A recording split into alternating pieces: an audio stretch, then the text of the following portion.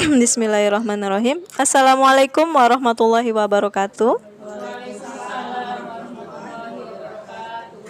Terima kasih kepada ibu-ibu yang sudah hadir hari ini dan untuk pertama-tama kita panjatkan puji dan syukur atas kehadiran Allah Subhanahu wa taala karena berkat rahmat dan hidayahnya kita dapat berkumpul bersama di ruangan ini untuk mengikuti diseminasi budaya positif sebagai aksi nyata calon guru penggerak Ibu Febrina Rezania SPSI MPD. Dan salawat beriring salam tak lupa kita hantarkan kepada junjungan besar Nabi Muhammad Sallallahu Alaihi Wasallam dengan mengucapkan Allahumma sholli ala Sayyidina Muhammad wa ala ali Sayyidina Muhammad. Baik, sesuai dengan yang saya beritahu tadi, hari ini kita akan mengadakan diseminasi budaya positif. Yang terhormat Ibu Kepala Sekolah SMK Negeri 1 Rengat Ibu Zuriati SPD MPD dan yang saya hormati Ibu Febrina Rezania SPSI MPD selaku pemateri pada hari ini. Baik, sebelum itu kita dengarkan dulu kata pengantar dari Ibu Kepala Sekolah Ibu Zuriati SPD MPD. Kepada Ibu kami persilahkan. Baik, terima kasih. Bismillah. Assalamualaikum warahmatullahi wabarakatuh. Alhamdulillah bersyukur kita kehadirat Allah Subhanahu wa taala karena masih diberi kesempatan hari ini bisa bersama ya dalam kegiatan sosialisasi atau diseminasi budaya positif dari calon guru penggerak Ibu Febrina Rezania. Kemudian Bapak Ibu, salawat besar salam selalu kita sampaikan pada baginda Rasulullah SAW. Allahumma sholli ala Sayyidina Muhammad wa ala ali Sayyidina Muhammad. Yang saya hormati pemateri kita pada pagi hari ini, calon guru penggerak yang sangat luar biasa ya. Semoga semangatnya menular kepada kita semua Pak Ibu. Selanjutnya Pak Ibu, ibu-ibu ya, ibu-ibu semua nih yang sengaja kayaknya ya. Ibu-ibu yang ikut kegiatan ini, saya berharap semoga apa yang disampaikan oleh Ibu Febi nanti akan dapat kita terapkan, kita implementasikan dalam kegiatan kita sehari-hari. Baik, budaya positif ini merupakan nilai-nilai ya, nilai-nilai keyakinan-keyakinan atau kebiasaan-kebiasaan positif ya yang akan kita laksanakan di sekolah kita ini yang tentunya sebenarnya sudah kita laksanakan Pak Ibu. Nah, kita sudah berkomitmen juga untuk melaksanakan gerakan sekolah menyenangkan ya bagi peserta didik kita. Jadi pendidikan yang berpihak kepada murid, nah ini tentunya diawali dengan budaya positif ya, mulai dari membuat keyakinan kelas ya, penerapannya, kemudian menyambut peserta didik ya. Pada pagi hari itu kita sudah mulai melaksanakan budaya positif di sekolah kita. Nah, jadi bersikap sopan ya, anak-anak minta izin, antri ya, gotong royong, tepat waktu, jujur, disiplin. Nah itu budaya positif semuanya.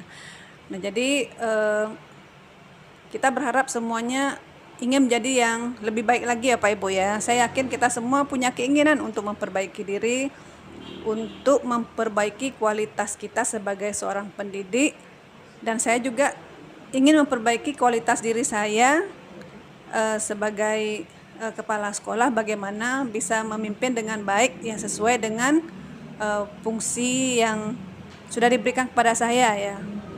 Nah tentunya kita juga ingin memperbaiki secara pribadi diri kita Pak Ibu ya.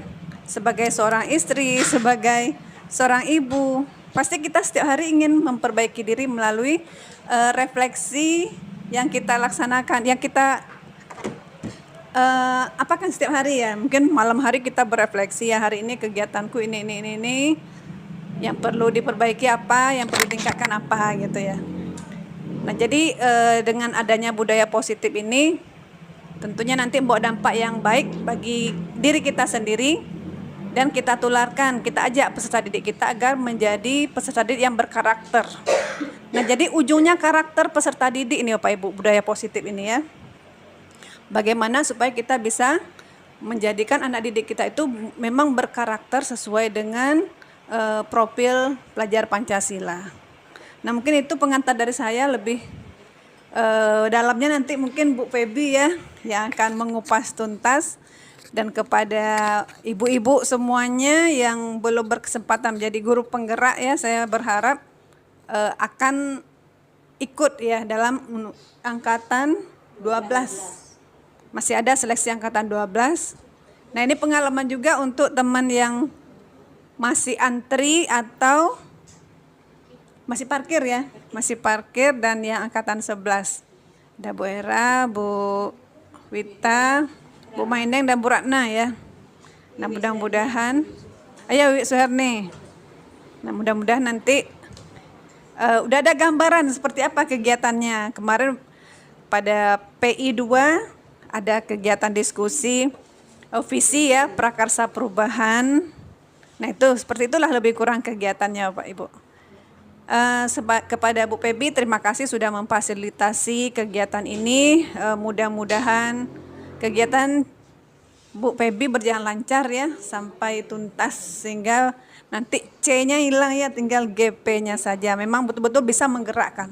Jadi guru penggerak itu memang bergerak dan menggerakkan. Itu bukan hanya lip service ya, tapi betul-betul bisa menggerakkan seluruh stakeholder yang ada di sekolah ini melalui budaya positif yang disampaikan. Bapak Ibu lah sebagai agen-agennya ya yang akan menyampaikan nanti kepada rekan-rekan guru yang lainnya dan menularkannya kepada peserta didik kita. Selamat mengikuti kegiatan diseminasi ini Bapak Ibu. Tetap semangat ya, mudah-mudahan tidak ada yang keluar sebelum kegiatan usai. Terima kasih, mohon maaf. Billahi taufiq wal hidayah. Assalamualaikum warahmatullahi wabarakatuh. Baik, terima kasih kepada Ibu Kepala Sekolah. Ibu-ibu semua, untuk tidak memperpanjang waktu, langsung saja kita mulai diseminasi budaya positif dari Ibu Febrina Rezania SPSI MPD. Kepada Ibu Febrina Rezania kami persilahkan.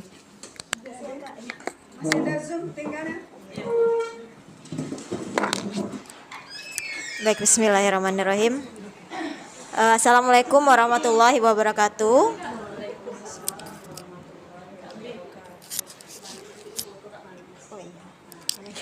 Bapak, Ibu-ibu, terima kasih saya ucapkan atas kehadirannya. Mohon maaf mungkin agak terlambat setengah jam kita mulai ya karena menunggu. Bapak Ibu, hari ini saya akan menyampaikan diseminasi budaya positif. Ya, Bapak Ibu familiar nggak, pernah dengar nggak tentang budaya positif? Pernah. Yang dengarnya seperti apa? Ada yang mau?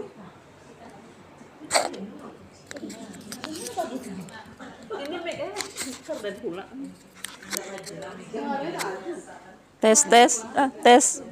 Ada bunyi. Dia masuk ke Biar berdipotong. Baik, silakan. Ya Bu Febi, sekilas yang saya dengar tentang budaya positif yaitu bagaimana kita membudayakan apa-apa saja yang positif begitu. Misalnya kalau di sekolah contohnya mungkin senyum apa? Senyum apa? Salam senyum sapa ya begitu, santun, berkata-kata yang sopan. Mungkin itu yang saya ketahui baru Bu Febi. Untuk lanjutnya mungkin nanti Bu Febi menjelaskan. Oke, baik, terima kasih. Ada lagi yang lain? Ayo, silakan Kak Era. Baik, saya akan menyampaikan mengenai apa yang dinamakan dengan budaya positif ya. Kalau menurut saya budaya positif itu adalah melakukan hal-hal yang baik, mencontohkan hal-hal yang baik untuk bisa kita terapkan kepada anak-anak didik kita. Umpamanya kita melaksanakan sholat duha, guru melaksanakan sholat duha, sehingga anak-anak berlomba-lomba untuk melakukan sholat duha dan yang lainnya. Pokoknya hal-hal yang baik dan positif lah, itu namanya budaya positif. Oke, baik. Untuk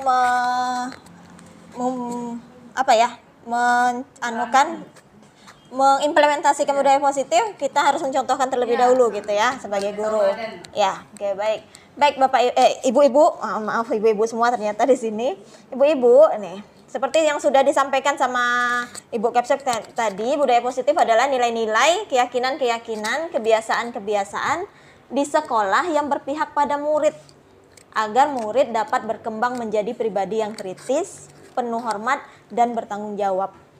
Ya, sekarang kita belajar kurikulum merdeka. Kurikulum merdeka ini menekankan pembelajaran itu berpihak pada murid. Ya, saya rasa Bapak Ibu, Ibu-ibu sudah menjalankannya. Itu. Nah, budaya positif nih ada banyak. Ya, ada banyak. Yang pertama adalah pembelajaran paradigma baru. Ya, pasti sudah dengar Bapak Ibu filosofi Ki Hajar Dewantara, itu kan pembelajaran paradigma baru. Kemudian adanya disiplin positif, adanya kebutuhan dasar manusia, kemudian motivasi perilaku manusia, keyakinan kelas, posisi kontrol, dan segitiga restitusi. Itu semua adalah budaya positif yang akan kita bahas pagi ini. Ya, baik, kita akan bahas satu persatu. Yang pertama adalah pembelajaran paradigma baru. Apa yang sudah tahu nih Bu? Kita sudah 2 tahun ya menjalankan kurikulum merdeka. Apa yang berubah nih di paradigma baru? Ada yang bisa jawab?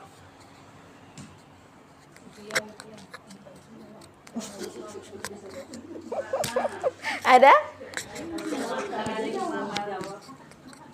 Paradigma baru. Oke, lanjut ya. Nih, paradigma baru itu pembelajaran paradigma baru dirancang berdasarkan prinsip pembelajaran berdiferensiasi. Ya, sehingga setiap murid belajar sesuai dengan kebutuhan dari tahap perkembangannya untuk mewujudkan profil pelajar Pancasila. Jadi kita merancang pembelajaran harus melihat kebutuhan belajar siswa. Melalui apa, Ibu-ibu? Untuk melihat kebutuhan belajar siswa itu melalui apa? Asesmen. Asesmen awal. Kalau guru umum asesmen diagnostik, ya. Kalau guru BK itu ada juga asesmennya, namanya asesmen kebutuhan peserta didik gitu. Nah, ujung dari pembelajaran paradigma baru ini adalah profil pelajar Pancasila. Ujungnya semua ke situ. Tujuan akhirnya adalah terbentuknya siswa yang memiliki profil pelajar Pancasila. Profil pelajar Pancasila apa aja kemarin? Beriman, bertakwa, berakhlak mulia, bergotong royong, berkebinekaan global, kreatif, mandiri, dan beretika. Nggak ada beretika. Inovatif, kreatif, gitu ya. Ya. Yes. Oke, lanjut. Disiplin positif. Materi yang kedua adalah disiplin positif. Disiplin positif ini adalah cara penerapan disiplin yang mengajarkan anak untuk bertanggung jawab dan menumbuhkan kesadaran diri berdasarkan nilai-nilai kebajikan. Ya, berdasarkan nilai-nilai kebajikan. Nilai-nilai kebajikan tadi sudah disebutkan juga sama Ibu Kepsek, itu tadi bertanggung jawab, disiplin, sopan santun, itu salah satu nilai-nilai kebajikan. Kemudian, disiplin positif ini lebih ke arah disiplin diri yang dapat mengontrol diri dalam melakukan segala tindakan. Jadi dalam disiplin positif ini ada yang namanya teori kontrol. Gitu ya. Nanti kita akan lakukan simulasi ya, Bu, Ibu.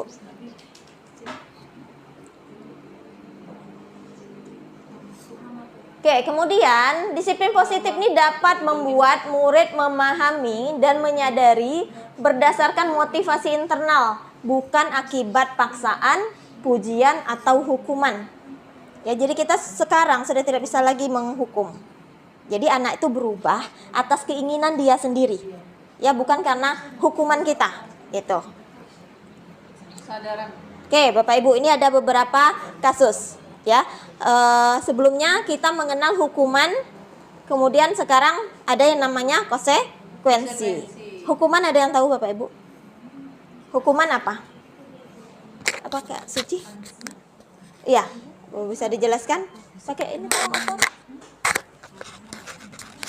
Hukuman apa Kak Suci? Ya apa-apa.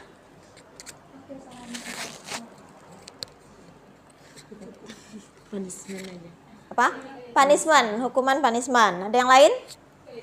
Kak Yeti. Boleh.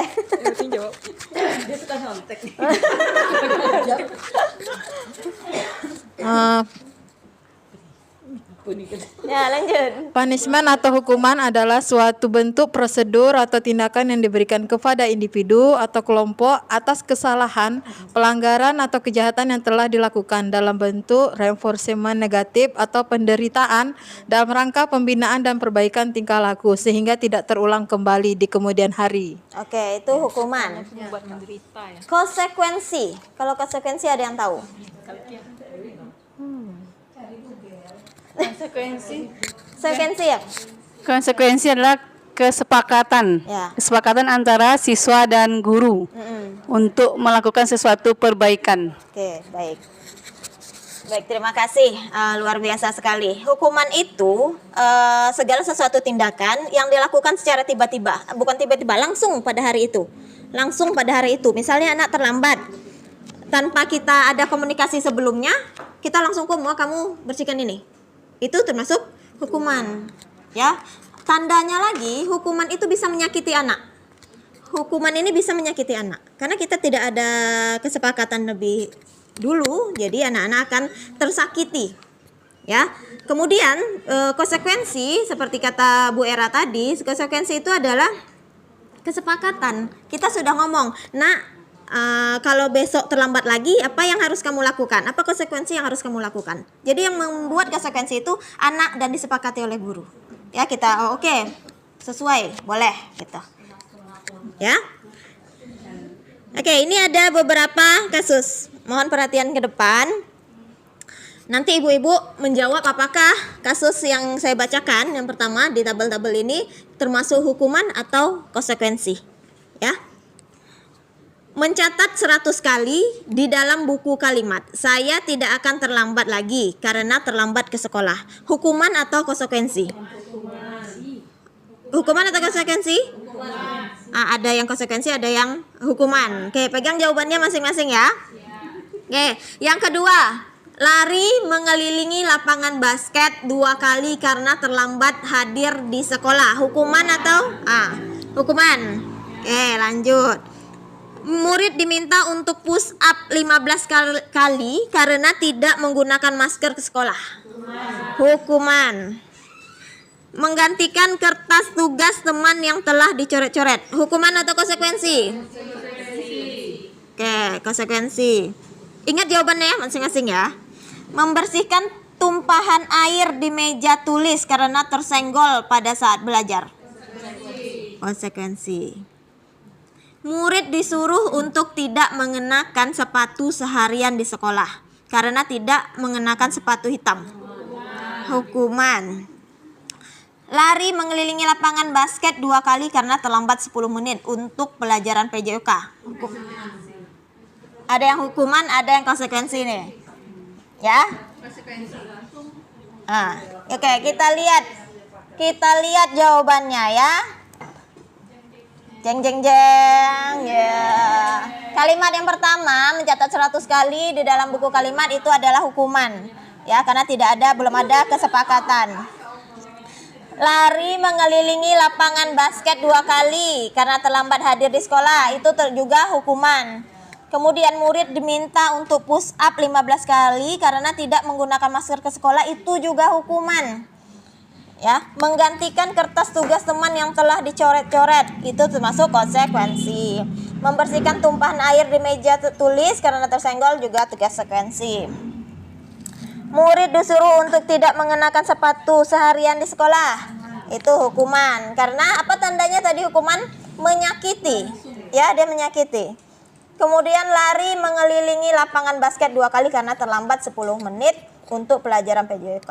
Itu termasuk konsekuensi. Karena ada di dalam pelajaran PJOK. Karena kan biasanya kita sudah membuat kesepakatan kelas. Di situ sudah ada diterangkan. Oke. Kita akan simulasi Bapak Ibu. Ibu-ibu ya.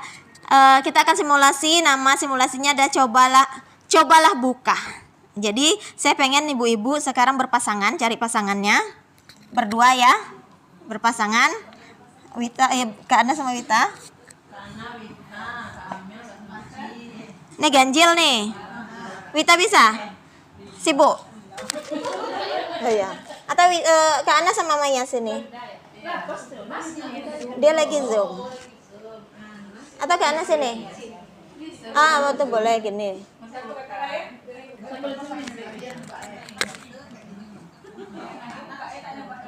Atau Kak Ana pindah sini? Sama Oh gitu aja. Kak Ana sama Kak Amel, Kak Suci sama Kak Ratna gitu. Ya, Kak Yeti sama Kak Adik. Oke, pas, betul. Kak Era sama Maya.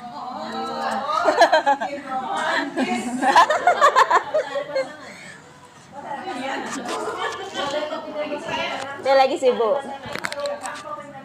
Oke, begini cara kerjanya. Ya, satu teman itu menggenggam tangan. Bayangkan yang digenggam itu adalah barang yang paling berharga. Kalau dilepas itu bisa istilahnya merugikan kita lah, gitu ya. Kemudian kawan yang satunya adalah untuk membuka tangannya. Boleh melakukan apa saja untuk membuka tangan kawannya. Boleh apa saja. Pakai cara kasar, boleh. Cara kasar, cara halus, cara bujukan gitu ya, dengan imbalan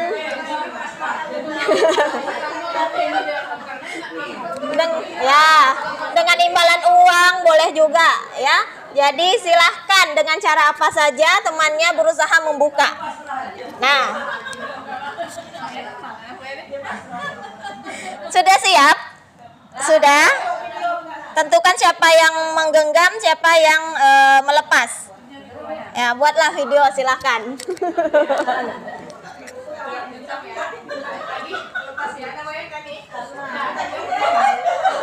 Belum mulai. Tunggu, sabar. Sama-sama. Dah, siap? Siap ya?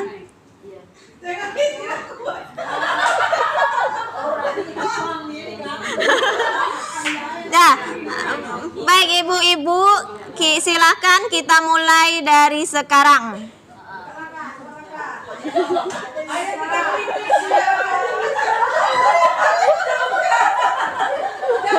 Oh, udah ada buka. Oke.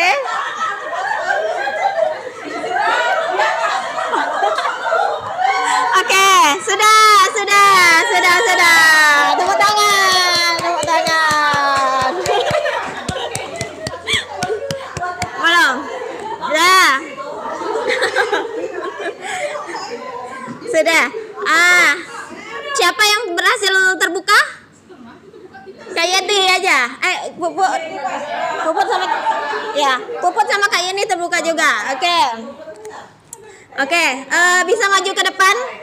Kak Yeti lah yang pertama sama Kak Ade. Maju ke depan. Mana mic satu lagi tadi? Mic satu lagi tadi.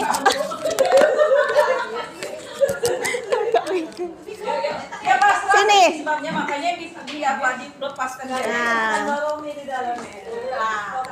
Ini. Boleh. Apa mau dicakap ini? Sini.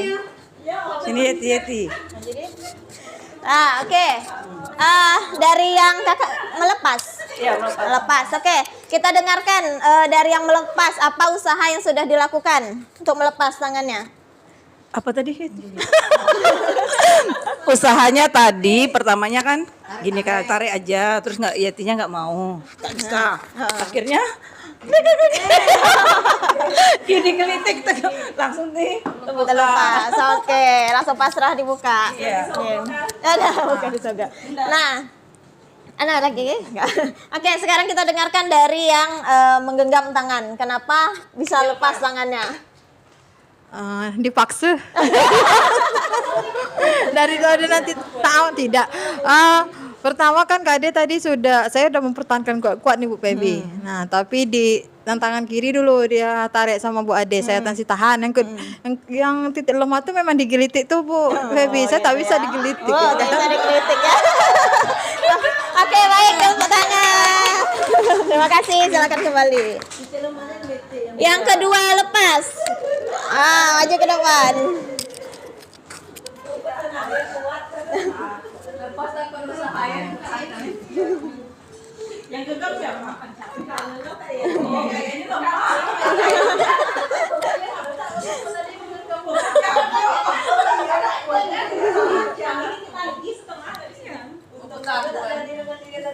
Kalau Lanjut, untuk melepas, kenapa? mungkin kena pakai usaha taktik ya.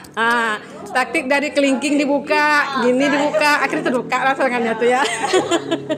Lanjut. Kenapa Anda? Tadilah berusaha untuk mempertahankan supaya jangan terbuka karena dia punya taktik mungkin dibuka-buka itu buka semuanya. Oke, baik, terima kasih. Silakan duduk kembali, tepuk tangan. Nah, yang bertahan salah satu aja. Yang bertahan nih tangannya. Kak Suci sama Kak Ratna. Ya.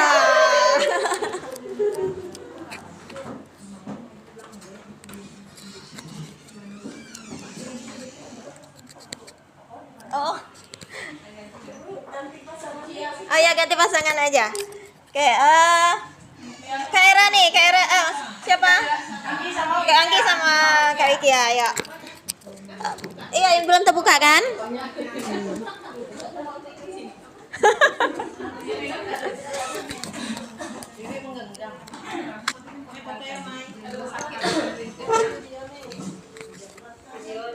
Ya, nih, silakan.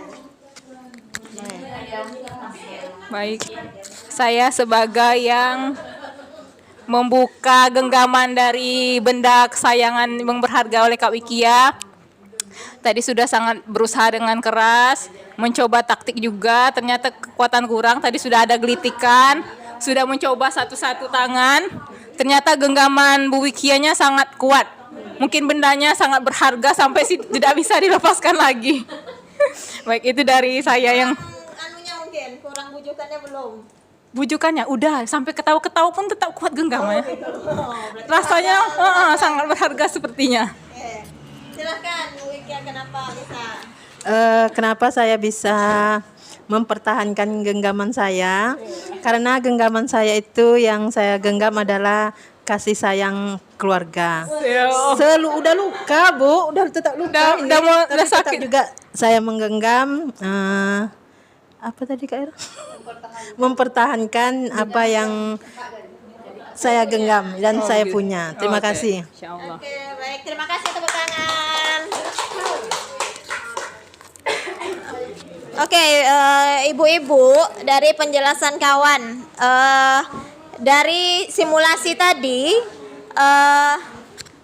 siapa yang mengontrol terbukanya atau tertutupnya tangan tadi? Genggaman tadi. Siapa yang mengontrol terbuka atau tertutupnya tangan tadi? Diri sendiri. Berarti kita harus punya kontrol diri. Itu namanya tadi teori kontrol. Jadi kita yang mengontrol terbuka atau tidak gitu ya. Jadi kita mau buka dengan rayuan kasih duit atau digelitik tadi kan kita yang ini kan gitu kan. Kalau yang bertahan tadi berarti tidak mempan rayuannya. Itu kita yang menentukan atau mengontrol tangan kita terbuka atau tertutup. Gitu. Oke, kita lanjut. Nah, kita lanjut lagi pada kebutuhan dasar manusia. Kebutuhan dasar manusia itu ada 5. Bertahan hidup, kasih sayang dan rasa diterima, penguasaan, kesenangan dan kebebasan. Ya, pernah dengar dengan kebutuhan dasar manusia? Kalau BK biasanya dengar nih. Ya, ada kebutuhan dasar manusia Maslow. Ya, hampir sama. Ya, bertahan hidup, kasih sayang dan rasa diterima, penguasaan, kesenangan dan kebebasan. Nah, untuk bertahan hidup itu seperti makan, minum, kesehatan, rumah dan rasa aman. Itu adalah kebutuhan bertahan hidup. Ibu-ibu tahu kan orang tua siswa yang kita sering ketemu gitu, kadang dipanggil ke sekolah dia tidak bisa karena dia kerja. Ya, orang tua zaman sekarang kadang lebih mementingkan kebutuhan hidupnya daripada kebutuhan kasih sayang anaknya. Kemudian yang kedua adalah kasih sayang dan rasa diterima. Nah, dia menyayangi, ya, dia pengen menyayangi, kemudian dia disayangi, ya, kemudian memberi dan menerima perhatian, perasaan diterima dalam kelompok. Pernah ketemu anak-anak yang seperti ini? Pernah, ya. Rata-rata anak kita banyak nih yang seperti ini, ya. Mereka menyayangi dan dia pengen disayangi, dia pengen memberi dan pengen juga menerima, gitu ya. Kemudian pengen dia diterima dalam suatu kelompok. Penguasaan ini diakui peserta prestasinya. Jadi anak-anak yang memiliki kebutuhan dasar sebagai penguasaan, dia pengen diakui prestasi dan kemampuannya. Dia pengen diakui prestasi dan kemampuannya, didengarkan dan merasa berharga, gitu ya. Kemudian dihormati dan dipercaya, memberi pengaruh. Jadi anak-anak ini ketika dia membuat sesuatu, ya, membuat prestasi sesuatu, ketika dia tidak dapatkan penghargaan, dia akan marah, ya, dia akan marah, seperti itu. Kemudian kebutuhan dasar akan kesenangan. Nah, kesenangan itu bermain, iseng sama teman, suka bercanda, dan menikmati apa yang dilakukan. Ya, anak-anak kita sekarang isengnya keterlaluan sampai nggak tahu batasan.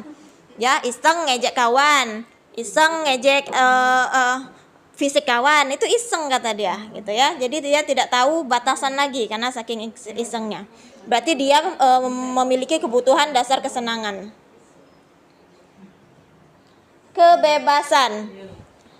Kebebasan ini dia mandiri, ya, memiliki pilihan, tidak mau dikekang dan suka mencoba-coba. Anak-anak yang memiliki kebutuhan dasar kebebasan itu tidak mau dikekang, dia suka mencoba-coba, ya. Jadi banyak kasus yang kita dapat ketika dia dikasih peraturan yang sangat ketat, dia kabur. Itu anak yang mau memiliki kebutuhan dasar kebebasan. Kemudian motivasi perilaku manusia. Motivasi ini merupakan dorongan yang timbul pada diri seseorang secara sadar dan tidak sadar untuk melakukan sesuatu tindakan dengan tujuan tertentu. Yang pertama, motivasi anak-anak itu melakukan motivasi karena menghindari ketidaknyamanan. Ya, peserta didik melakukan disiplin diri karena ia takut dihukum. Ya, pernah ketemu ya anak seperti ini ya? Ya, ketika absensi fingerprint belum keluar, dia takut tuh. Atau pas pulang dia belum finger, dia takut. Gitu. Kemudian motivasi perilaku manusia yang kedua itu mendapatkan imbalan atau penghargaan. Jadi peserta didik ini melakukan sesuatu agar dia dapat penghargaan atau dapat mungkin disuruh kerja dapat uang misalnya, atau dapat minuman, nah gitu kan, dapat makanan gitu. Seperti itu. Kemudian yang ketiga adalah menghindari ketidaknyamanan dan hukuman. Dia melakukan sesuatu supaya tidak dihukum. Itu tadi. Oh, sama ya? Bukan, mohon maaf ini salah nih. Anak yang ketiga ini adalah menghargai dirinya. Tuh, yang ketiga adalah menghargai dirinya. Jadi dia melakukan motivasinya melakukan sesuatu itu untuk menghargai dirinya sendiri. Mohon maaf ini salah di. Nah, masuk ke sampaikan kalau saya kecepatan ya. Ada 5 posisi kontrol. Ya, kita masuk ini di restitusi namanya. Restitusi itu ada 2, 5 posisi kontrol dan segitiga restitusi. Ini adalah cara kita untuk menyelesaikan masalah dengan siswa. Ya ibu-ibu ya. Ada 5 posisi kontrol. Yang pertama adalah penghukum. Yang kedua membuat perasaan bersalah. Yang ketiga sebagai teman. Yang keempat pemantau. Dan yang kelima adalah sebagai manajer. Mari kita bahas satu persatu. Ini Bapak Ibu, penghukum. Saya pengen setelah kita bahas ini, sambil kita bahas, kita refleksi diri. Kita pada posisi yang mana? Itu ya. Posisi penghukum. Seorang penghukum bisa menggunakan hukuman fisik maupun verbal. Orang-orang yang menjalankan posisi penghukum senantiasa mengatakan bahwa sekolah memerlukan sistem atau alat yang dapat lebih menekan murid-murid lebih dalam lagi. Ya, guru-guru yang menerapkan posisi penghukum akan berkata, patuhi aturan saya atau awas ya. Gitu ya. Kalau kamu selalu saja salah. Selalu pasti selalu yang terakhir selesai. Gitu. Ya, guru seperti ini senantiasa percaya hanya ada satu cara agar pembelajaran bisa berhasil, yaitu ya cara dia, gitu. Ya. Oke, lanjut. Yang kedua adalah pembuat merasa bersalah. Pada posisi ini biasanya guru akan bersuara lebih lembut. Membuat rasa bersalah akan menggunakan keheningan yang membuat orang lain merasa tidak nyaman, bersalah, atau rendah hati. Jadi kata-kata yang biasa digunakan adalah, ibu sangat kecewa sama kamu. Ini guru BK sering nih, saya sering nih lakukan ini nih. Ibu sangat kecewa sama kamu. Berapa kali bapak harus memberitahu kamu ya? Gimana coba kalau orang tua kamu tahu kamu berbuat begini? Ya, ini tipe-tipe guru yang posisi kontrolnya adalah membuat merasa bersalah. Ya. Di posisi ini murid akan memiliki penilaian diri yang buruk tentang diri mereka. Mereka merasa tidak berharga dan telah mengecewakan orang-orang disayanginya. Jadi pada posisi ini guru itu bukan malah membuat anak memperbaiki perilakunya yang baik, tapi malah makin membuat dia merasa bersalah gitu. Kemudian posisi kontrol yang ketiga adalah teman. Guru pada posisi ini tidak akan menyakiti murid, namun akan tetap berupaya mengontrol murid melalui persuasi. Posisi teman pada guru bisa negatif ataupun positif. Positif di sini berupa hubungan baik yang terjalin antara guru dan murid. Guru di posisi teman menggunakan hubungan baik dan humor untuk mempengaruhi seseorang. Biasanya mereka berkata, ayo bantulah demi bapak ya. Ayo ingat tidak bantuan bapak selama ini. Ya sudah, kali ini tidak apa-apa, nanti ibu bantu bereskan. Ya, seperti itu. Dan hal negatif dari posisi teman adalah bila suatu saat guru tersebut tidak membantu, maka murid akan kecewa gitu. Jadi murid ini pun minta balik, ya, saya udah bantu ibu bantu saya gitu. Ya. Dengan kalimat seperti ini biasanya, saya pikir bapak ibu teman saya gitu. Murid merasa kecewa gitu ketika dia minta bantuan, karena selama ini dia sudah membantu, dia minta bantuan sama guru, gurunya tidak bisa membantu. Itu akan menimbulkan kekecewaan. Nah, posisi kontrol pemantau. Memantau berarti mengawasi. Jadi pada saat ini pengawas kita bertanggung jawab atas perilaku orang-orang yang kita awasi. Posisi pemantau berdasarkan pada peraturan-peraturan dan konsekuensi. Ya, sesuai peraturan sekolah. Sesuai data. Dia melakukan segala sesuatunya sesuai data. Ini kamu sudah terlambat nih 3 kali. Berarti hukumannya ini, sesuai peraturan. Ya. Pertanyaan yang sering diajukan oleh pemantau adalah, peraturannya apa? Apa yang telah kamu lakukan? Konsekuensinya apa?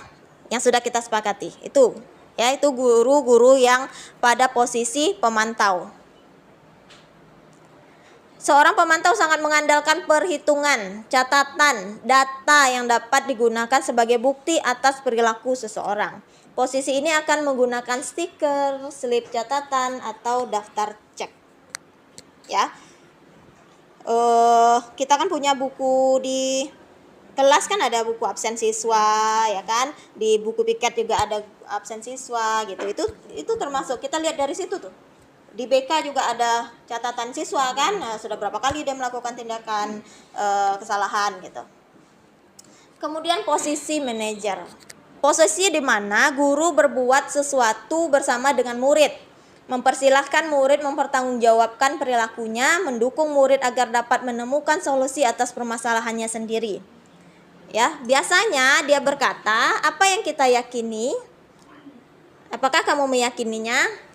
Jika kamu meyakininya, apakah kamu bersedia memperbaikinya? Ya, jika kamu memperbaiki ini, hal ini menunjukkan apa tentang dirimu. Ya, jadi kalimat-kalimat yang lembut yang membantu siswa untuk mencari solusi atas permasalahannya sendiri.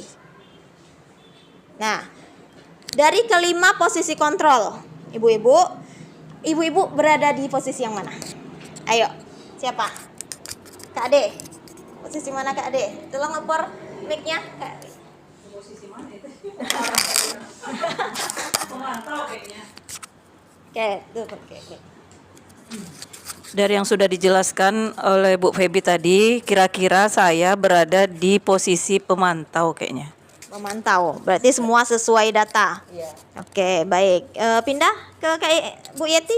Aduh, enggak konsen. Lagi balas ini. Apa tadi nih? Tak fokusnya. Oke, ke Anggi aja, Anggi. Anggi aja lah. Tadi kalau saya sebagai guru itu posisinya masih berubah-berubah. Kadang kalau ingat bisa sebagai posisi manajer. Tapi kalau hilaf bisa sebagai posisi yang kedua pas setelah penghukum Membuat rasa bersalah. merasa bersalah pernah juga. Kedua ada lagi lebih hilaf lagi mungkin jadi posisi penghukum Oke. pernah.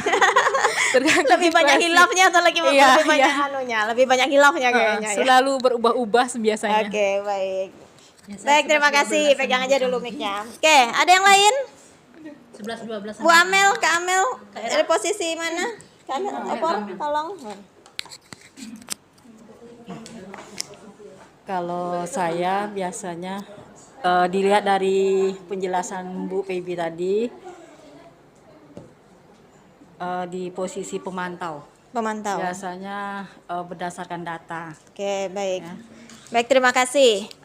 Rata-rata Bapak Ibu, saya juga ibu-ibu, mohon maaf, beradanya kita seringnya di penghukum, membuat rasa bersalah, teman ada juga. Jadi kalau saya melihat kita tuh sebenarnya sudah menjalankan 5 posisi kontrol, tapi masih belum konsisten. Ya, guru itu wajibnya hanya 3 posisi kontrol yang harus dia jalankan. Ya, sebagai teman, pemantau dan manajer. Ya, penghukum dan pembuat rasa bersalah itu kita tinggalkan jauh-jauh. Itu sebenarnya tidak boleh. Ya, kedepannya kita harap bersama gitu kita bisa menjadi lebih baik gitu ya dalam menjalankan posisi kontrol. Oke, kemudian ini pembahasan kita yang terakhir adalah tentang segitiga restitusi. Ada 3. Yang pertama adalah menstabilkan identitas, yang kedua adalah validasi tindakan yang salah, kemudian yang ketiga adalah menanyakan keyakinan. Fungsinya adalah dari segitiga restitusi ini adalah menyelesaikan permasalahan siswa. Ya, membantu siswa untuk menyelesaikan permasalahannya. Kita bahas satu persatu. Yang pertama adalah menstabilkan identitas. Menstabilkan identitas ini adalah bertujuan untuk mengubah identitas anak dari orang yang gagal karena melakukan kesalahan menjadi orang yang sukses. Ya, kalau kita ingin ia menjadi reflektif, maka kita harus meyakinkan si anak dengan cara mengatakan, ya, memperhatikan, mengatakan kalimat-kalimat, berbuat salah itu tidak apa-apa. Ya, tidak ada manusia yang sempurna. Saya juga pernah melakukan kesalahan seperti itu. Kita bisa menyelesaikan ini, ya. Bapak Ibu tidak tertarik mencari siapa yang salah, tapi Bapak ingin mencari solusi dari permasalahan ini. Ya, kamu berhak merasa begitu. Kemudian apakah kamu sedang menjadi teman yang baik buat dirimu sendiri? Ya, itu contoh-contoh kalimat agar bisa menstabilkan identitas siswa. Kemudian yang kedua adalah validasi tindakan yang salah. Memenuhi kebutuhan dasar. Jadi validasi tindakan yang salah ini adalah memenuhi tindakan dasar.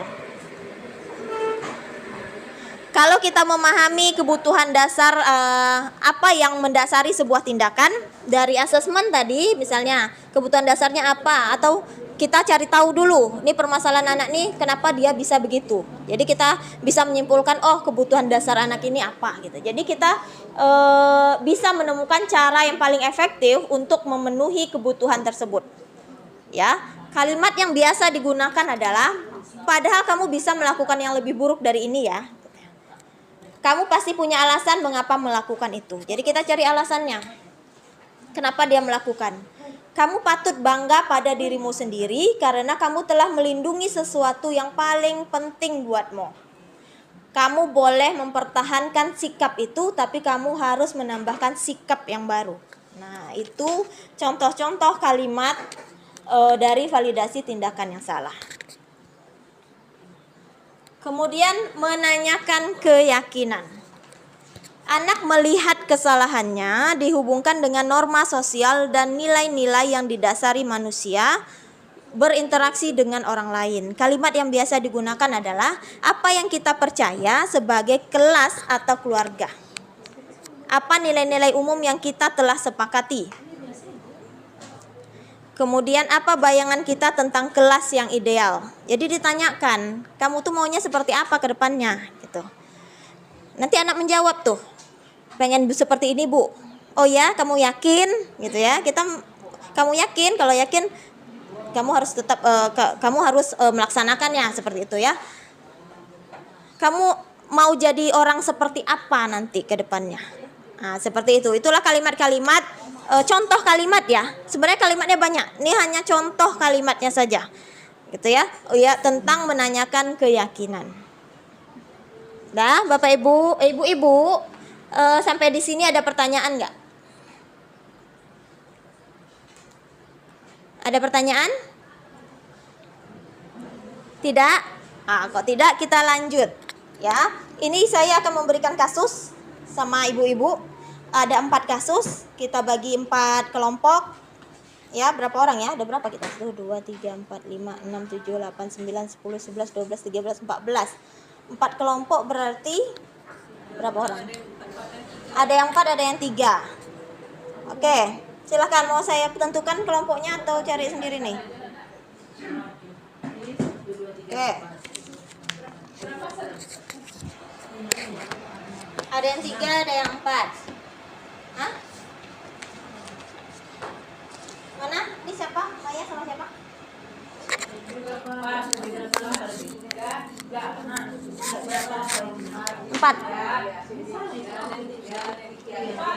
Ini adalah tempat duduknya satu. Nah. 4 sampai ke Amel. Nah, itu kalian, Oh ya, sampai ke Amel. Sampai Kak Yeni ya, sampai Kak Yeni, dari Kak Suci sampai Kak Yeni. Bertiga. Maya. Kak Wikia ke sini berarti. Nih. Ini Kak Yeni. Nah. Beda. Dia ada 4 kasus. Silakan Bapak Ibu-ibu baca per kelompok, kemudian jawab pertanyaannya. Sudah itu kita akan presentasi ke depan.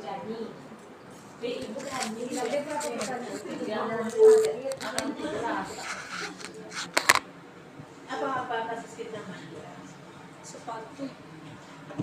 Dia telat panas sebagainya. Kayaknya tapi enggak ada. Kak Era yang dapat itu.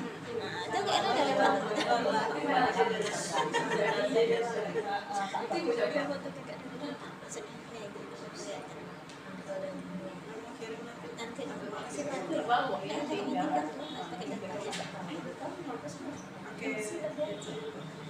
Dia aja, tapi dia tak bisa.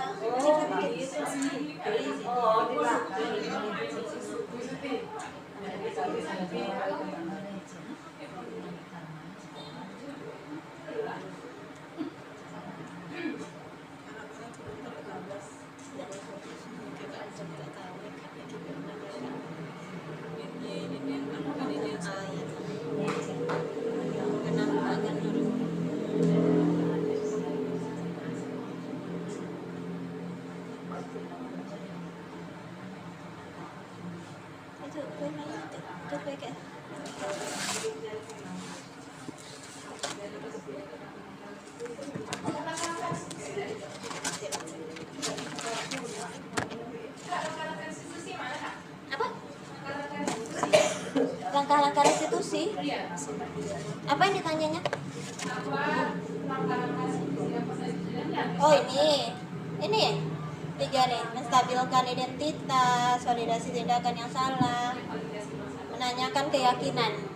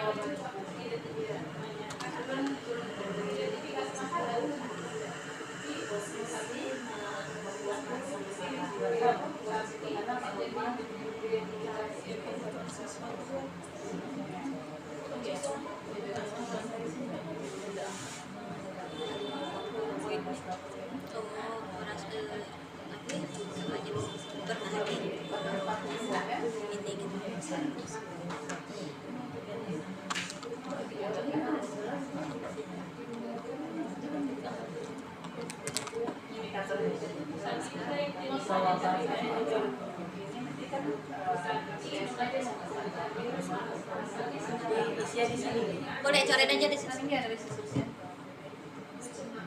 Posisi kontrolnya.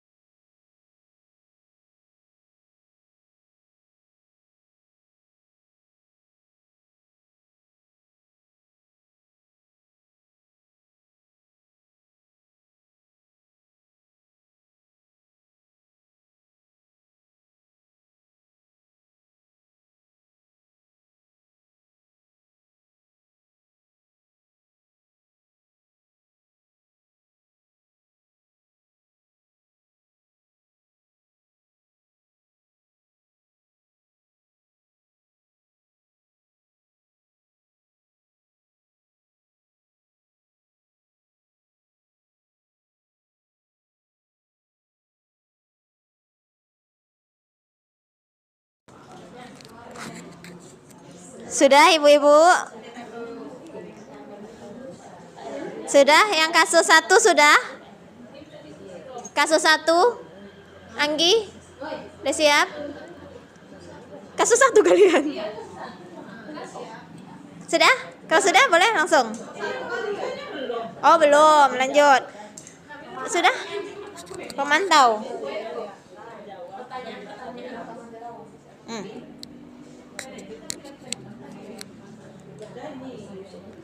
Kasus 4 sudah?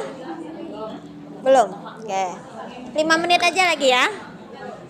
Lama itu 5 menit.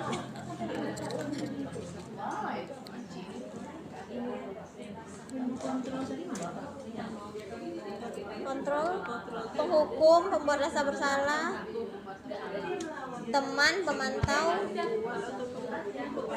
Enggak, nanti dibacakan. Pegang aja dulu.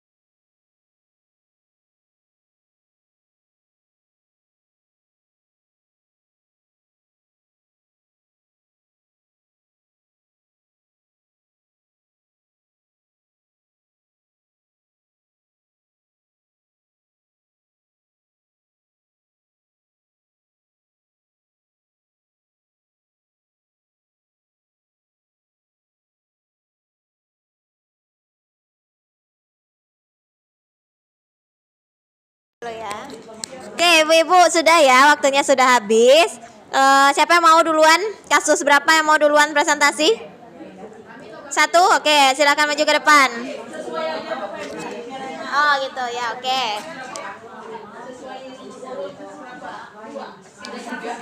Ceritaan gula dulu. Iya.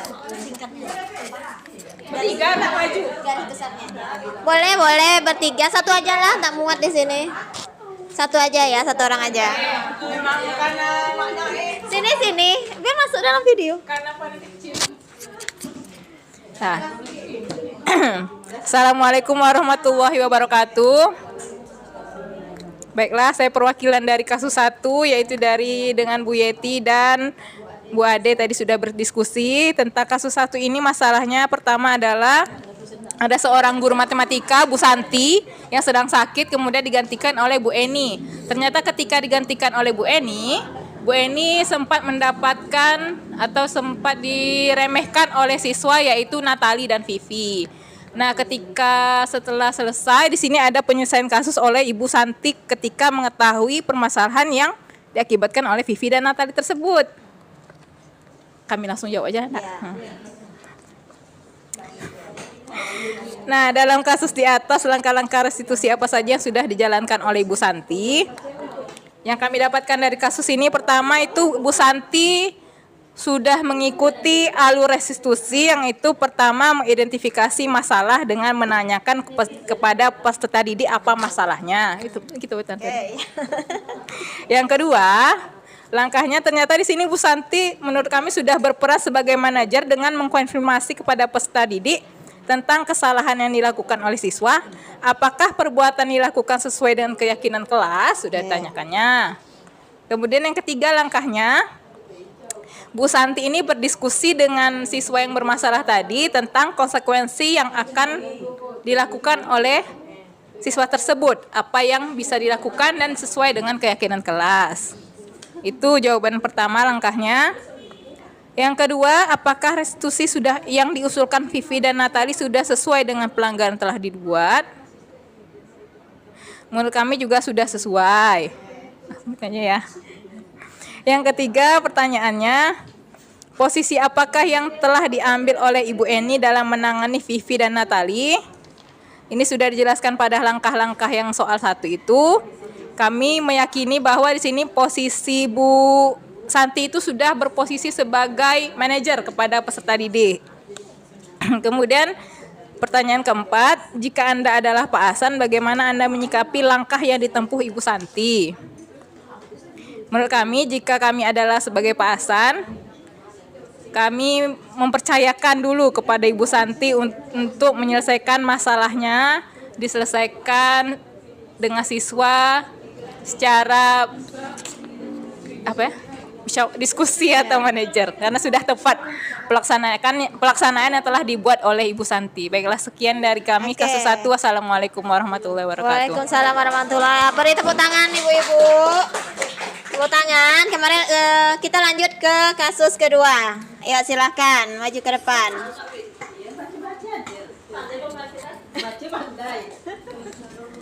Nah, sini. Assalamualaikum warahmatullahi wabarakatuh.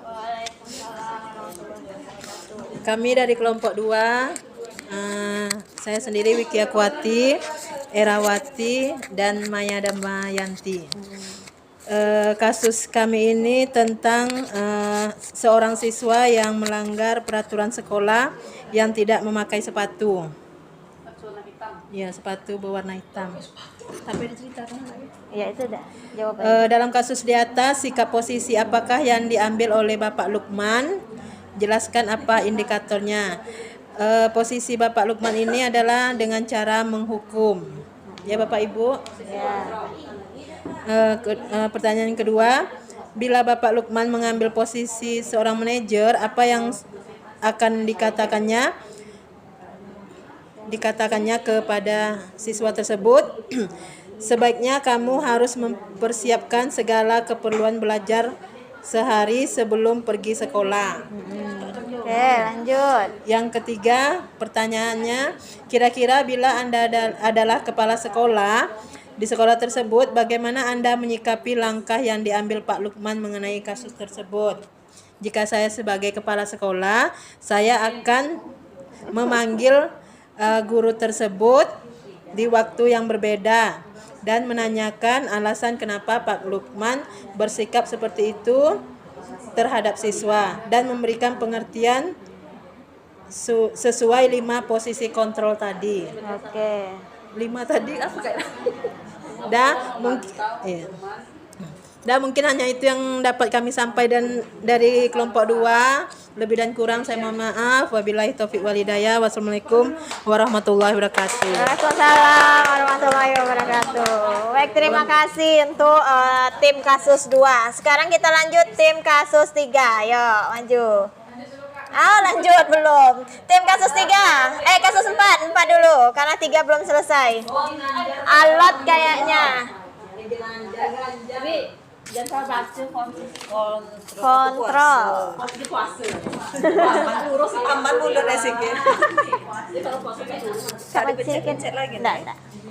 Bismillahirrahmanirrahim. Assalamualaikum warahmatullahi wabarakatuh. Waalaikumsalam warahmatullahi wabarakatuh. Kami dari kelompok kasus 4 di sini akan menceritakan dulu mengenai kasus yang terjadi pada kelompok kami. itu ada kejadian antara Anto dan Dino yang sedang bermain di lapangan basket. Tiba-tiba dalam pertandingan tersebut terjadi pertengkaran dan adu mulut. Dino pun menjadi emosi dan sangat marah sekali terhadap Anto, sehingga dia menarik kerah baju Anto, si Dinonya, dan lepaslah 3 kancing baju Dino. Kemudian Ibu Suti di sini Ibu Suti yang menengahi mereka sebagai guru piket dan membawa ke ruang kepala sekolah untuk mendudukkan perkara tersebut. Dan didapati kesepakatan agar Dino dapat bagaimana cara untuk memperbaiki kancing baju Anto yang lepas 3 tadi. Yang pertama, Dinonya meminta untuk mengganti menempel kancing baju Anto yang lepas tadi dengan menggunakan lem. Kemudian kata Ibu Suti itu tidak mungkin karena akan mudah lepas. Kemudian Dino diminta untuk menjahit kancing baju yang lepas tersebut, dan Dino menjawab bahwa dia tidak bisa menjahit. Dan disepakati Dino untuk melakukan belajar menjahit dengan Pak Irfan Tata Busana. Dan terakhir disepakati mereka saling memaafkan atas kejadian tersebut. Pertanyaannya, posisi kontrol apa yang telah dipraktikkan oleh kepala sekolah atau Ibu Suti? Mohon maaf, Ibu Suti ini adalah kepala sekolah, tadi hanya membaca sekilas. Dipraktikkan oleh kepala sekolah Ibu Suti. Hal apa saja yang dilakukan sehingga Anda berkesimpulan demikian? Yang pertama itu kontrol manajer. Membuat kesalahan adalah hal yang manusiawi, kita sebagai manusia biasa ya. Kemudian bersedia memperbaiki kesalahan yang telah dilakukan. Yang kedua, dalam kasus tersebut bagaimana Dino dikuatkan? Bagaimana Anto dikuatkan oleh Bu Suti? Yang pertama, Dino itu membuat kesalahan adalah hal yang manusiawi, dan Anto, apakah Dino bersedia memperbaiki kesalahan yang telah dilakukan terhadap Anto? Untuk pertanyaan ketiga, kira-kira nilai kebajikan atau keyakinan sekolah apa saja yang dituju dalam kasus tersebut? Ini yang pertama, bertanggung jawab atas kesalahan yang telah dilakukan, dan yang kedua, memaafkan apapun kesalahan yang telah diperbuat oleh orang lain terhadap kita. Itu saja presentasi dari kelompok 4. Kami sudahi. Wassalamualaikum warahmatullahi wabarakatuh. Baik, terima kasih. Kita lanjut kasus 3. Silahkan maju. Alot kali kayaknya ini tadi diskusinya. Silahkan maju. Kasus 4 ni kan sama memang mantap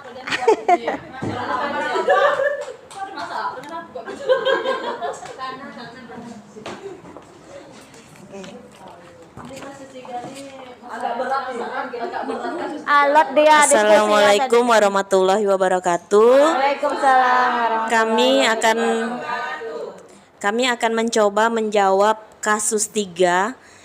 Ini adalah seorang atau siswa bernama Fajar belajar dengan Ibu Dani. Fajar ini sering tidur-tiduran dan tidak acuh pada pelajaran, sehingga nilainya tidak tuntas. Kemudian posisi kontrol apa yang diambil oleh Ibu Dani dalam pendekatan kepada Fajar? Yaitu posisi kontrolnya adalah membuat merasa bersalah. Kemudian yang kedua, membaca sikap Fajar, kira-kira kebutuhan apa yang dilakukan oleh Fajar? Fajar membutuhkan kasih sayang dan rasa diterima. Kemudian jika Ibu Dani sebagai posisi pemantau, apa yang dilakukan dan dikatakan olehnya? Pertanyaan-pertanyaan seperti apa yang diajukan? Pertanyaan yang diajukan Bu Dani yang pertama, kenapa Fajar tidak mengerjakan tugas-tugas kamu? Kemudian yang ketiga, apabila Anda adalah kepala sekolah di sekolah Fajar dan mengetahui hal ini, bagaimana tindak lanjutnya? Pertama dilakukan adalah kepala sekolah memanggil Fajar. Kenapa dan menanyakan kenapa Fajar bersikap demikian, dan tindak lanjutnya adalah memberikan bimbingan agar mau memperbaiki sikap dalam mengikuti proses pembelajaran khususnya pelajaran bahasa Inggris serta menuntaskan tugas-tugas atau nilai Fajar. Terima kasih. Oke, baik, tepuk tangan. Terima kasih. Baik, terima kasih ibu-ibu ya, dari 4 kasus. Saya melihat ibu-ibu semua sudah dapat memisahkan tentang posisi kontrol, tentang segitiga restitusi dan nilai-nilai kebajikan, gitu ya. Dengan berakhirnya pengerjaan kasus tadi, berarti sudah hampir akhir nih pemaparan presentasi dari saya. Tentunya saya berharap ibu-ibu kita semua di sini dapat melakukan perbaikan diri. Perbaikan itu dilakukan mulai dari diri kita sendiri, seperti yang dikatakan Bu Era tadi. Jadi kita berubah dulu, baru kita bisa ngajak orang lain untuk berubah, gitu ya. Baik, Bapak Ibu, sebelum saya tutup dan saya akan serahkan ke moderator lagi, mari kita lakukan refleksi diri dulu ya. Yang tadinya kita masih di posisi penghukum, masih di posisi pembuat rasa bersalah, gitu ya. Untuk kedepannya kita berjanji pada diri kita sendiri untuk berubah ke posisi pemantau dan manajer lah. Lebih baik kita ada di posisi manajer, gitu ya. Baik, saya akhiri Bu-ibu. Assalamualaikum warahmatullahi wabarakatuh. Baik Bapak Ibu, mari kita berikan sekali lagi tepuk tangan yang meriah untuk Ibu CGP kita, Ibu Febrina Rezania, yang telah memberikan ilmu yang sangat luar biasa ya Bapak Ibu, dimulai dari perbedaan hukuman sama konsekuensi. Ternyata selama ini kita terlalu sering menerapkan hukuman tanpa memikirkan sebaiknya diadakan konsekuensi saja, gitu ya. Kemudian juga kita mempelajari tentang kebutuhan dasar manusia ya. Ternyata anak-anak itu bersikap seperti itu ada alasannya, karena ada kebutuhan yang harus dipenuhi dan setiap orang kebutuhannya itu berbeda-beda ya Bapak Ibu ya. Terus juga kita belajar 5 posisi kontrol, di mana ada penghukum, terus pembuat rasa bersalah yang sebaiknya tidak diterapkan oleh kita sebagai guru, yang sebaiknya menerapkannya sebagai teman, pemantau, dan manajer ya Ibu Febrina ya. Luar biasa sekali Bapak Ibu, semoga menjadi motivasi bagi ibu-ibu sekalian untuk sebagai perbaikan diri atau refleksi dan menjadi guru yang lebih baik ke depannya. Untuk itu, karena telah berakhir pula untuk diseminasi hari ini, saya sebagai moderator mengucapkan terima kasih sekali lagi telah hadir di ruangan ini, dan mohon maaf atas kesalahan yang telah saya perbuat. Saya tutup. Wassalamualaikum warahmatullahi wabarakatuh.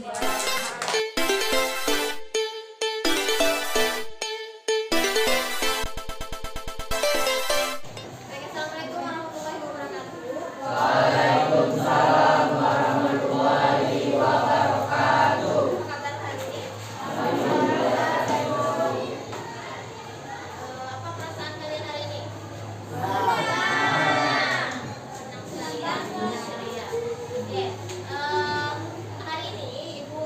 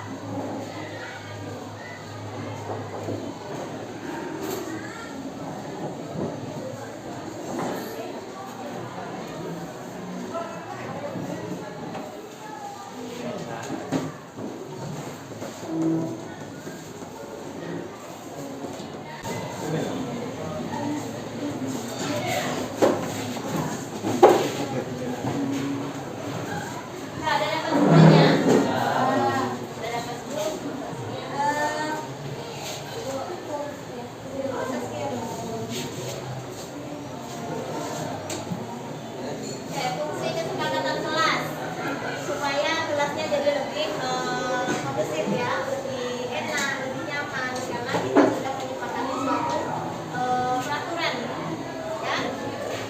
Kalau ada yang melanggar berarti ada konsekuensinya, ya. Baik, silakan tulis kelas seperti apa yang kalian inginkan.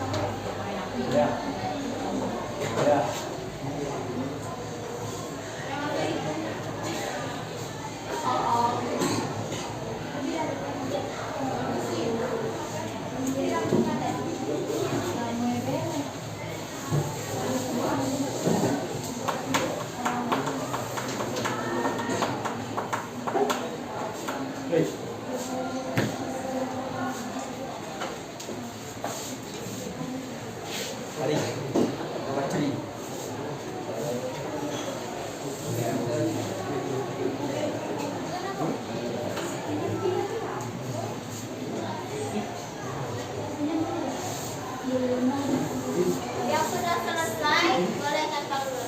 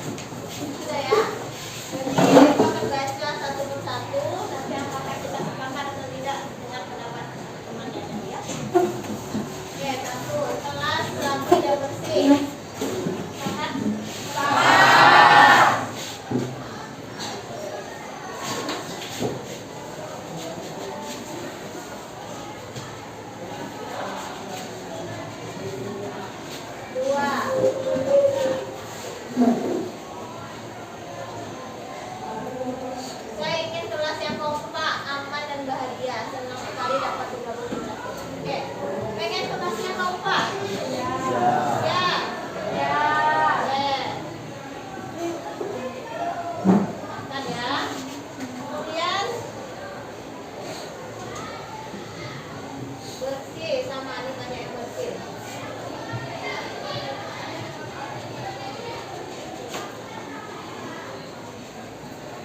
Aman, nyaman, rapi, sama ya.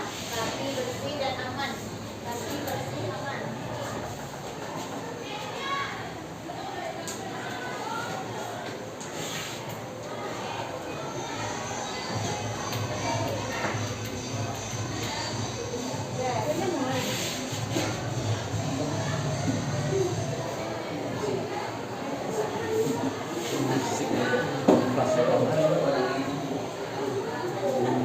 Kelas bersih dan rapi, ber-AC, ada bantal, jika jualan.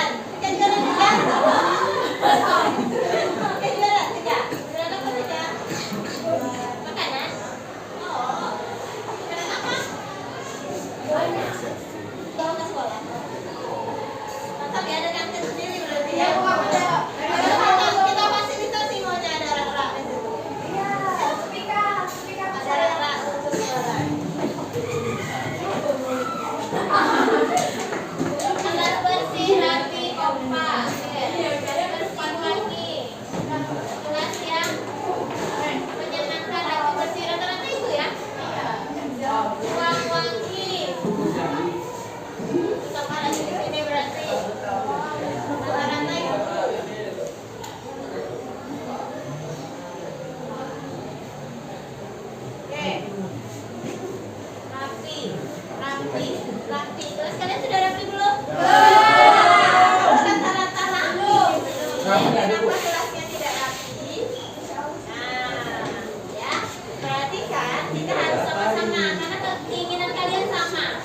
Rapi, bersih, ya kan? Berarti kan kita harus jaga bersama-sama. Setuju tidak? Setuju. Hanya dua nih, bersama dalam kelas.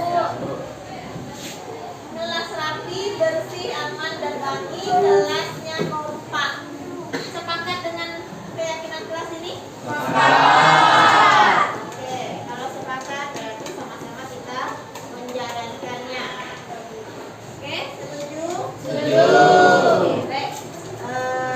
Ananda, dengan sudah kita sepakati keyakinan kelas kita, berharap kita dapat sama-sama menjalankan keyakinan kelas ini, ya, tidak ada yang melanggar. Jika kan tadi gue bilang, jika keyakinan kelasnya dilanggar, berarti harus ada konsekuensi. Konsekuensinya apa? Hah? Polisi perlengkapan aturan buka biar bukanya rame ya di tangan. Bawa bunga. Bawa bunga. Bawa aja bu. Pot-potnya bu.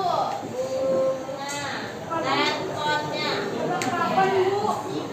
Perlengkapan kelas bu. Kalau ada yang curang. Ya gini aja serta atau ada kayak stella atau kayak super itu cuma habis gitu ya kan bu ya. Melengkapi ya. Melengkapi.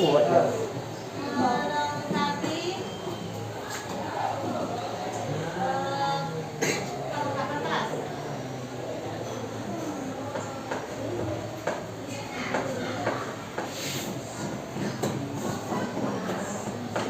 Oke, sudah? Sepakat? Sepakat. Oke, baik. Itu kata tips sekian untuk keyakinan kelasnya. Dan kita bisa melaksanakan. Jangan sampai konsekuensinya tidak terlaksana, gitu ya kan?